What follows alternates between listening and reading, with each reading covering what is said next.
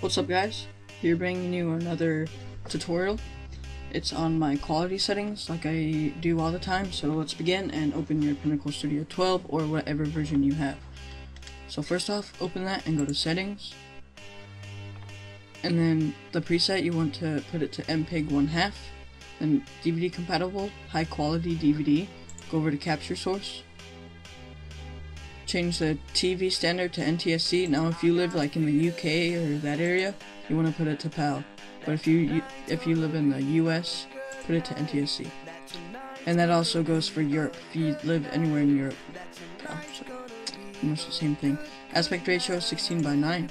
Have capture preview unchecked, and click no auto scene detection. Project preferences.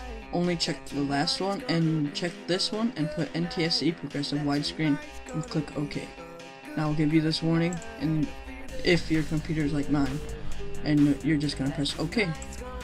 Now my Xbox wasn't on, so I had to press OK. Alright, now out of these four, you want to select the third one, the one with the 3 dots, and that's all for there. And now right here, this little circle, you want to put your brightness in the medium zone, so default.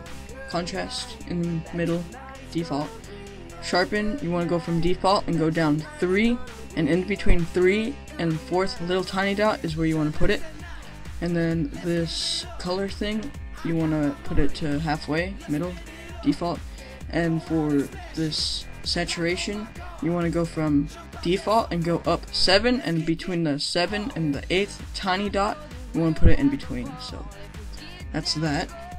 Then you want to open Vegas, and then you want to go to File, New, and then you're going to change the properties, the width to 960 by 540, field order, lower field first, pixel aspect ratio 0.9091 NTSC DV, output rotation 0 degrees, frames rate, now this is important, 29.978 NTSC, pixel format 8-bit, full resolution quality, put it to best. Motion blur type, Gaussian, and whatever that is, put that to none. Alright, so once you have that, you can now drag in a clip. So import a clip, which I will do now. And the first thing you want to do is crop the lines. So go to EventPen/crop, take the corner and crop it out. I already have a preset for it, so I'm gonna, click on the preset.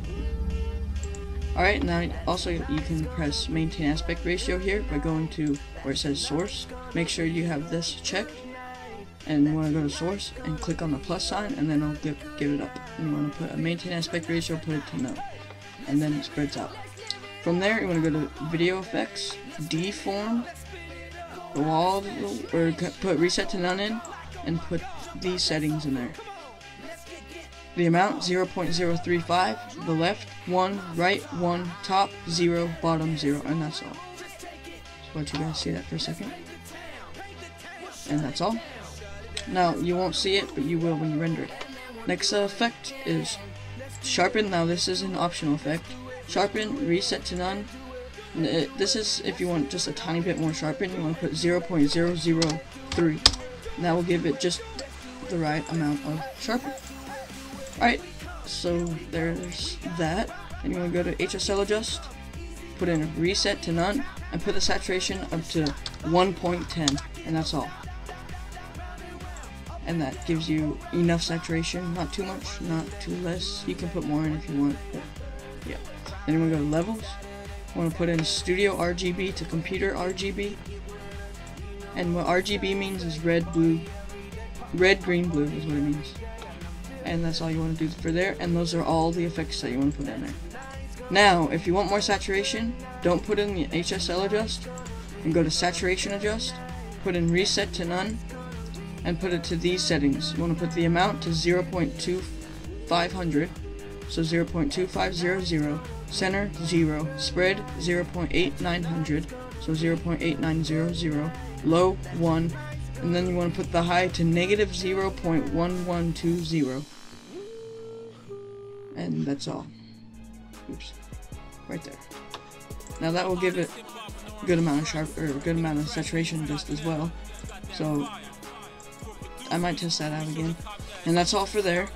And now you can when you want to render it, just go on the bottom and highlight this blue, or just take these yellow things and drag it out. Now you can either render it in best half or best full. I prefer best full.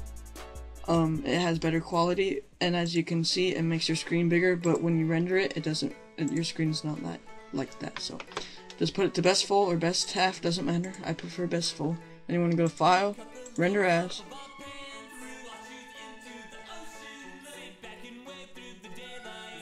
Let it load. Alright, then you want to go to this one, Save as Type. You want to put it to Windows Media Video v9.wmv. So the very last one. Template, you want to go to Default Template. And then once you have template or default template, you want to go to Custom. Video rendering quality, you want to put that to best. Audio, CBR, format, Windows Media Audio 9.2. Attributes, 192 kilobits per second, 48K HZ stereo. So the very last 192 on that. Video, CBR, Windows Media Video 9. Image size, custom, width 960 by 540. Now I'll give you full screen. Pixel aspect ratio, 1.00 square. And this is probably one of the most important things. Is frame rate per second, 29.970 NTSC. Don't do too much because it'll start lagging, and if you don't do it, and if you use less, then it'll look horrible. Second for keyframe, 5. Keep this default. 3. Video smoothness, 100, the sharpest. Bitrate, you guys will have that checked and some number down here. Uncheck this, or check this one, uncheck this one, and put 5 in, and that's all. And for down here, all you want to have is save project markers in media file. That's the only one. That's the only one you want checked. You don't want any of these other ones. Name it, save it, render it, done. Alright, that was my quality settings, so peace out, guys.